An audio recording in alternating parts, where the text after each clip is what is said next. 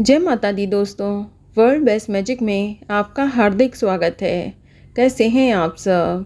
ये बताने के लिए कमेंट बॉक्स में जय माता दी जरूर लिखें। दोस्तों, आज हम सुनेंगे नाग पंचमी की कथा, जो इस प्रकार है। प्राचीन काल में एक सेठ जी के 7 पुत्र थे। सातों के विवाह हो चुके थे।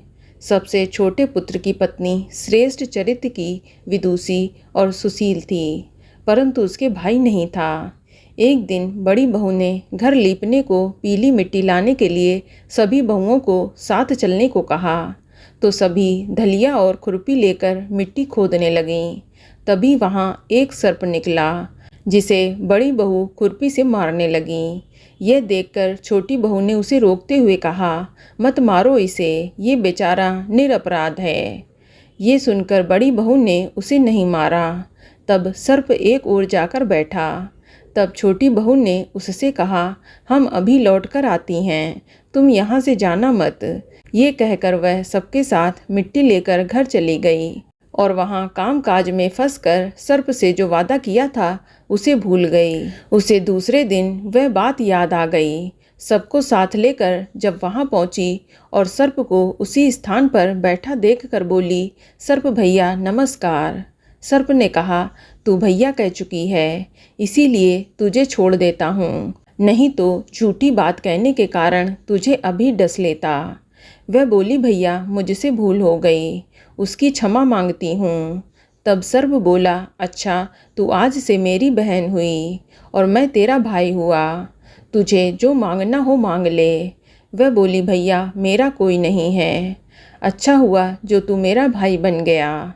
कुछ दिन व्यतीत होने पर वह सर्प मनुष्य का रूप रखकर उसके घर आया और बोला कि मेरी बहन को भेज दो। सबने कहा कि इसके तो कोई भाई नहीं था, तो वह बोला, मैं दूर के रिश्ते से इसका भाई हूँ और बचपन में ही बाहर चला गया था। उसके विश्वास दिलाने पर घर के लोगों ने छोटी को उसके साथ भेज दिया। उसने मार्ग में बताया कि मैं वही सर्प हूँ, इसीलिए तू डरना नहीं और जहाँ चलने में कठिनाई हो वहाँ मेरी पूँछ पकड़ लेना। उसने कहे अनुसार ऐसा ही किया और इस प्रकार वह उसके घर पहुँच गई।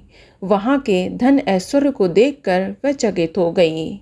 एक दिन सर्प की माता ने उससे कहा कि मैं एक काम से बाहर जा रही हूँ, तू अपने भाई को ठंडा दूध पिला देना। उसे ये बात ध्यान ना रही और उसने गर्म दूध पिला दिया, जिससे उसका मुंह बहुत बुरी तरीके से जल गया। ये देखकर सर्प की माता बहुत ही क्रोधित हुई, परंतु सर्प के समझाने पर वह शांत हो गईं। तब सर्प ने कहा कि बहन को अब उसके घर भेज देना चाहिए। तब सर्प और उसके पिता ने उसे बहुत सा सोना, चांदी, जवाहरात, वस्त्र, आभूषण आदि देकर उसे घर पहुंचा दिया। इतना ढेर सारा धन देखकर बड़ी बहू ने ईर्ष्या से कहा कि भाई तो बड़ा तेरा धनवान है, तुझे तो उससे और भी धन लाना चाहिए था। सर्प ने ये वचन सुना तो सब वस्तुएं सोने की लाकर दे दीं। ये देखकर बड़ी बहू ने कहा, इन्हें झाड़ने की झाड़ू भी सोने की होनी चाहिए। तब सर्प ने झाड़ू भी सोने की लाकर दे दी। सर्प ने छोटी बहू को हीरा मणियों का एक अद्भुत हार दिया था। उसकी प्रशंसा उस देश की रानी ने भी सुनी और वह राजा से बोली कि सेठ की छोटी बहू का हार यहाँ आना चाहिए। राजा ने मंत्री को हुक्म दिया कि उससे वह हार लेकर शीघ्र उपस्थित हों।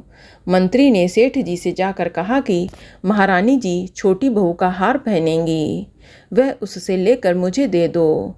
सेठ जी ने डर के कारण छोटी बहू से हार मंगाकर दे दिया। छोटी बहू को ये बात बहुत ही बुरी लगी। उसने अपने सर्प भाई को याद किया और आने पर प्रार्थना की, भैया रानी ने हार छीन लिया है, तुम कुछ ऐसा करो कि जब वह हार उसके गले में रहे तब तक के लिए सर्प बन जाए और जब वह मुझे लौटा दे तब वह हीरे और मणियों का हो जाए।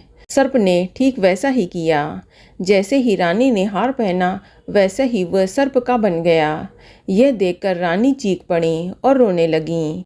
यह देखकर राजा ने सेठ के पास खबर भेजी कि छोटी बहू को तुरंत भेजो। सेठ जी डर गए, न जाने राजा क्या करेगा। वे स्वयं छोटी बहू को साथ लेकर उपस्थित हुए। राजा ने छोटी बहू से पूछा कि तूने क्या जादू किया है, मैं तुझे दंड दूंगा।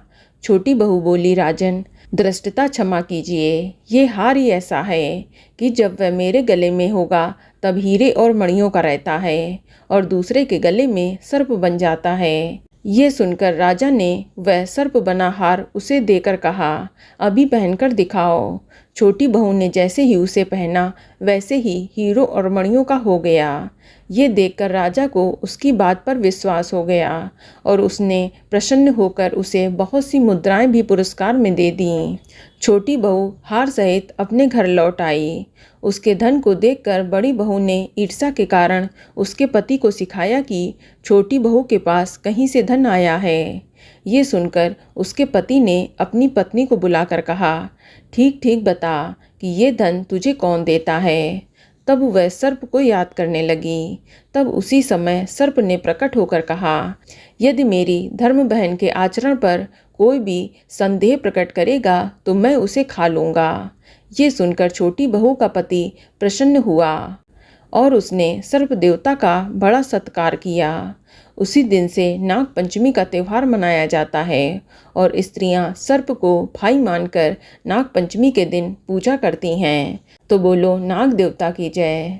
तो दोस्तों, ये कथा आपको अच्छी लगी तो कमेंट में जय माता दी जरूर लिखें और अगर आपका कोई सवाल है तो उसे कमेंट बॉक्स में अवश्य पूछ लें और इस वीडियो को लाइक करें, शेयर करें और साथ ही साथ चैनल को सब्सक्राइब करें। धन्यवाद।